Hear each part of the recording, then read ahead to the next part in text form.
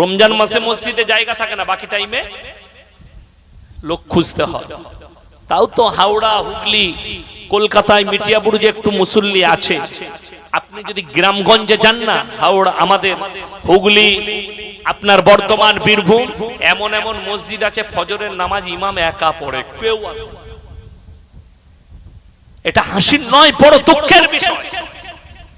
মুসলমান যুবকরা ফেসবুকে টুইট করেছে, ইউটিউবে টুইট করেছে, আমাদের বাবরি মসজিদ ভেঙে দিয়েছে। তুমি বাবরি মসজিদের লেগে কাঁদছো, আর তোমার মসজিদ তোমার লেগে কাঁদছে, তুমি তোমার মসজিদে নামাজ আদায় করো না। এটাই হচ্ছে দুঃখের। তুমি বাবরি মসজিদের লেগে কাঁদো, আর তোমার মসজিদ তোমার জন্য কান্নাকাটি করে। হে যুবক, তুমি কার লেগে কাঁদছো?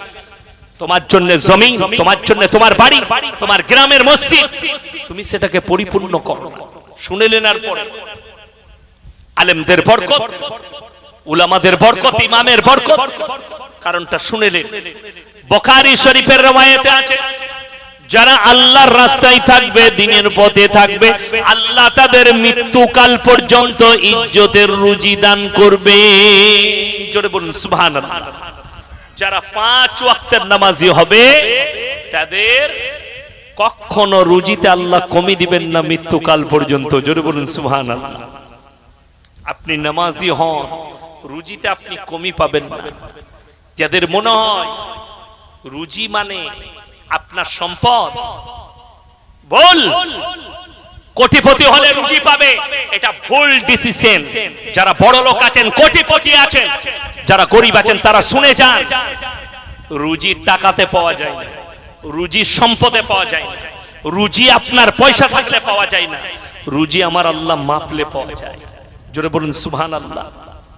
আপনার কি মনে হয় মুকেশ আম্বানির যখন এত পয়সা আছে, মুকেশ আম্বানি, তাহলে মনে হয় মুকেশ আম্বানি প্রত্যেকদিন কিসের ডিম খায়? সোনার ডিম খায়। এই মুকেশ আম্বানি কিসের ডিম খায়? সোনার। তো মুরগিগুলো সোনার খায়। তুমি যে মুরগি খাও, আরে তুমি তো দেশি মুরগি পাও, ওদিকে পোল্ট্রি খেতে হয়।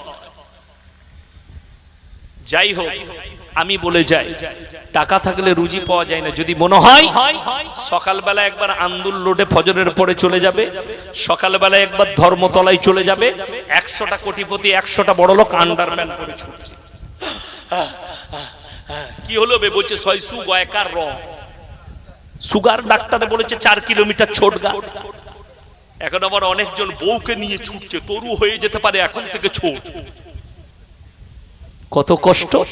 যাই হোক, রোগ আল্লাহ দিয়া নিয়ামত। আমি খালি জাস্ট আপনাদেরকে বোঝাচ্ছি, রোগটা দিয়েছেন আল্লাহ, নিয়ামত দিয়েছেন, রোগের মধ্যে দিয়ে আল্লাহ গুনাহ মাফ করেন। জোরে বলুন সুবহানাল্লাহ। কিন্তু ব্যাপার হচ্ছে রুজির মালিক আল্লাহ। তোমার টাকা আছে, সম্পদ আছে, দস্তরখানে বসলে তোমাকে পুরা রুটি আর করেলা ভাজি খেতে হয়। গরিব মানুষ আন্দুল বাজারে ভ্যান চালায়, রিক্সা চালায়, কিন্তু যখন 12টার সময় হোটেলে বসেছে, 1 প্লেট কিমা দে, 1 প্লেট ভুনা দে, 1 প্লেট গোশত দে, মাখিয়ে মুচুড়ে খেয়ে আবার ভ্যান নিয়ে চলে গেল। কিন্তু তুমি খেতে বসলে মাপ কাটি নিতে হবে। ডাক্তারকে বলছে, স্যার 450 সুগার, কি খাবো স্যার? বললে 1 কাপ মাপা চালের ভাত খাবি। গরুর মাংস বলে ছোঁয়া চলবে না, মুরগি বলে ধারে পাশে যাবি না, খাসি বলে স্বপনে ভাববি না। কি খাবো স্যার? বলে খালি ভেন্ডি সিদ্ধ আর করেলা ভাজি খাবি। বড় লোকের লিস্ট শোনাচ্ছি। হযরত জাকারিয়া মারইয়ামকে বলছেন, ক্বালা ইয়া মারইয়ামু আন্না লাকি হাদা। ওগো মরিয়ম, ভালো মন্দ, আকরর, মুনাক্কা, কাজু, কিশমিশ, পেস্তা, বাদাম কোথা থেকে পাচ্ছো? মারইয়াম বললেন, ক্বালাত হুয়া মিন ইনদিল্লাহ, ইন্নাল্লাহা ইয়ারযুকু মান ইয়াশাউ বিগাইরি হিসাব। আল্লাহ যাকে পছন্দ করেন তাকে বেসুমার রিজক দান করেন। কোথা থেকে দেব, কেমন করে দেব, আমি আল্লাহ ছাড়া পৃথিবীর কেউ জানে না। জোরে বলুন সুবহানাল্লাহ। সবর করুন, ধৈর্য ধারণ করুন, মিল মহাব্বতের সঙ্গে চলুন। আল্লাহর প্রিয় বান্দা যারা হবে তাদের এক নম্বর আখলাক হচ্ছে তারা নরম হবে, দুনিয়াতে শান্তির সঙ্গে বিচরণ করবে। দ্বিতীয় নম্বর, ওয়াইদা খাতাবাহুমুল জাহিলুনা ক্বালু সালামা, যারা জাহিল মূর্খ হবে, অশিক্ষিত হবে, তাদের সঙ্গে তোমরা তর্ক বিতর্ক করো না, সালাম জানিয়ে সাইড কেটে পালিয়ে যাও, তাদের সঙ্গে তর্ক করো না। যাদের আল্লাহ সম্পর্কে জ্ঞান নেই, রাসূল সম্পর্কে জ্ঞান নেই, কোরআন হাদিস সম্পর্কে জ্ঞান নেই, তাদের সঙ্গে তোমরা তর্কে জড়িও না, সাইড কেটে পালিয়ে যাও। আসসালামু আলাইকুম। পরে কথা বলবো, আমার কথা বলার সময় নেই। এটাই হচ্ছে মুমিনদের আখলাক, মুমিনদের আল্লাহর প্রিয় বান্দার চরিত্র। কেউ তর্কে জড়াবেন না। আপনাদের এখানে কুকুরে কামড়ালে আপনারা কি করেন? কুকুরকে কামড়ান না কামড়ান? কথা বলে না। কামড়ানো যাবে কুকুরকে? কামড়ালে আপনিও কুকুর হয়ে যাবেন। কুকুরে কামড়ালে কুকুরের ভ্যাকসিন দিতে হয়, ইনজেকশন দিতে হয় কুকুরে। তো যারা ইসলাম বিরোধী কথা বলবে তাদের জন্য ইনজেকশন আমাদের মতো মৌলবীর। আপনারা আমাদিকে ছেড়ে দেন। আমাদিকে যখন ভ্যাকসিন রেখেছে, নূপুর সারবার মতো বেঈমানের জন্য আমাদের মতো ভ্যাকসিনই কাফি। আপনাকে রাস্তায় দাঁড়িয়ে দোকান ভাঙচুর করে প্রতিবাদ ইসলাম জায়েজ করার দেয়নি। লোকের পার্টি অফিস ভেঙে প্রতিবাদ ইসলাম দেয়নি। নবীজি সাল্লাল্লাহু আলাইহি সাল্লাম আখলাক আর চরিত্রের দ্বারা প্রতিবাদ করতে বলেছেন, ভাষার দ্বারা। আমি প্রতিবাদ করেছি, প্রথম দোয়া, আল্লাহ নূপুর শর্মার তকদিরে যদি ঈমান লেখা থাকে ঈমান দাও, তাহলে হলে পৃথিবীর মানচিত্র থেকে মুছে দাও। এর থেকে বড় হাতিয়ার আর কিছু নেই। দ্বিতীয় নম্বর, তারা হচ্ছে মূর্খ, তাদের সঙ্গে তর্ক করা আমাদের জন্য শোভনীয় নয়, যেহেতু তাদের আল্লাহ সম্পর্কে জ্ঞান নেই, রাসূল সম্পর্কে জ্ঞান নেই। ইসলামের একজন বড় দুশমন এক সপ্তাহ আগে মারা গেছে, তার নাম হচ্ছে তারিক ফাতেহি। এক সপ্তাহ আগে মারা গেছে। সে বলেছিল এক যুগে, তারিক ফাতেহি মুসলমান ঘরের ছেলে। সে এক সপ্তাহ আগে মারা গেছে। সে বলেছিল ইসলাম হচ্ছে পৃথিবীর ক্যান্সার। জোরে বলুন নাউজুবিল্লাহ। আল্লাহ তাকে ক্যান্সারে মৃত্যু দিয়েছে, তার ক্যান্সারেই মৃত্যু হয়েছে। আমার ভাই তসলিমা নাসরিন নবীজি সাল্লাল্লাহু আলাইহি সাল্লামের সম্পর্কে কুরুচিকর মন্তব্য, কোরআনের জন্য, ইসলামের জন্য কোরআনের কলম ধরে কালি টেনেছে। আল্লাহ তাকে মৃত্যুর শয্যায় শুইয়েছে। এটা হচ্ছে আমার রব, আমার আল্লাহ এতটা শক্তিশালী। ফেরাউন মিটে গেছে, মুসাকে মিটাতে এসেছিল, আল্লাহ তাকে মিটিয়ে দিয়েছে।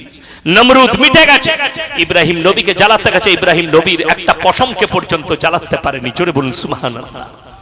তাদের মতো নূপুর শর্মা, তসলিমা নাসরিন, তারিক ফাতেহি, এদের মতো 100টা হারামখোর, 1 কোটি হারামখোর জন্ম নিলেও আল্লাহর কসম কোরআনের একটা জের জবরের এতটুকু ক্ষতি করতে পারবে।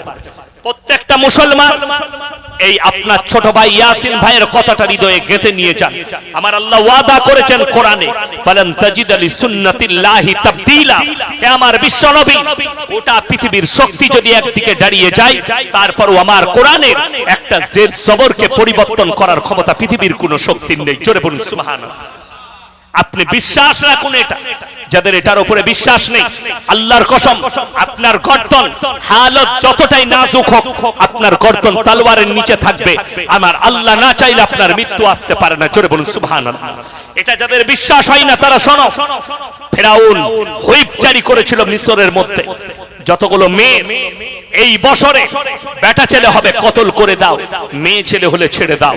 আল্লাহ তাআলা নিজের নবী হযরতে মুসা নবীকে ফেরাউনের ঘরে লালিত পালিত করেছেন, আর তার ঘরেই নিজের দুশমনকে লালিত পালিত করে পৃথিবীর মানুষকে দেখিয়েছে আমি আল্লাহ না চাইলে পৃথিবীর মানুষের ক্ষমতা নাই কেউকে মেরে ফেলি। জোরে বলুন সুবহানাল্লাহ। এটার উপরে বিশ্বাস রাখুন। আর এই বিশ্বাস যাদের নেই তাদের ঈমান কমজোর, তারা ঈমানকে মজবুতি করতে পারেন। আপনি ঈমানকে মজবুতি করে ধরে রাখেন, আল্লাহর কসম বেঈমানের চাকা বেঈমানের উপর দিকে আমার আল্লাহ ঘুরিয়ে দেবে। আপনার এতটুকু ভয় নেই। কে ভয় দেখাচ্ছে আপনাকে? কাকে ভয় খাচ্ছে? না, ভয় একমাত্র আল্লাহকে খাবেন। জোরে বলুন ইনশাআল্লাহ। আমি একটা জলসায় বলেছি, আজকে আবার রিপিট করে যাচ্ছি। আমি আমার দেশের মন্ত্রীকে, প্রধানমন্ত্রীকে রেসপেক্ট করি, সম্মান দিই। আল্লাহর কসম, ভয় যদি খাই তা আল্লাহকে খাই, তাকে খাই না। আমি আমার রাজ্যের মুখ্যমন্ত্রী মাননীয়াকে রেসপেক্ট করি, সম্মান দিই। আল্লাহর কসম, ভয় কিন্তু আমি আল্লাহকে খাই, ভয় তাকে খাই না। কেন? এরা রেসপেক্টের পাত্র, এরা সম্মানের পাত্র, কিন্তু ভয় খাওয়ার পাত্র একমাত্র আল্লাহ। পৃথিবীর কেউ কি তাছাড়া ভয় খাওয়া যাবে না। ঠিক কি না? কথা বলে সবাই নিয়ত করুন, আল্লাহকে ছাড়া কেউকে ভয় খাবো না। জোরে বলুন ইনশাআল্লাহুল আজিজ। আমার ভাই, কোরআনে বললেন, ওয়াইদা খাতাবাহুমুল জাহিলুনা ক্বালু সালাম।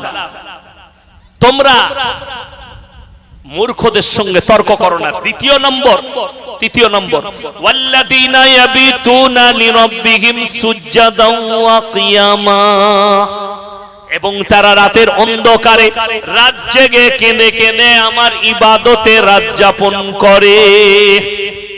সবাই তাহাজ্জুদ গুজার হব। জোরে বলুন ইনশাআল্লাহ।